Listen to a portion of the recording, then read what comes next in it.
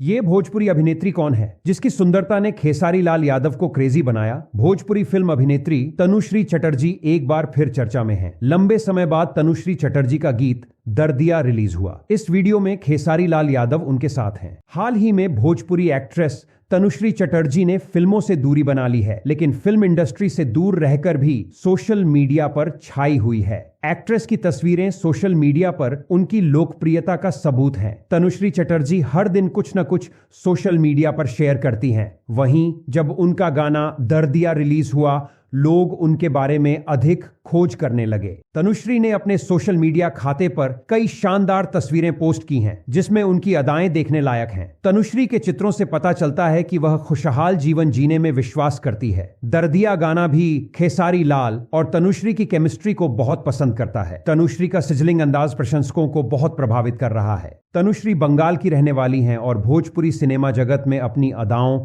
और अभिनय से खास पहचान बनाई है। व्यवसाय में कम प्रोजेक्टों के बावजूद उनकी प्रशंसकों की संख्या कम नहीं हुई। तनुश्री भोजपुरी सिनेमा में एक ऐसी एक्ट्रेस बन चुकी है जिसका जलवा हमेशा रहेगा। आप भी तनुश्री के बारे में ऐसा सोचते हैं? इस वीडियो में बेस्ट पार्ट कौन सा है वो जरूर कमेंट बॉक्स में लिखें, ताकि उसके बारे में और वीडियो हम बना सके। ऐसे और वीडियो देखने के लिए चैनल को लाइक और सब्सक्राइब जरूर करें।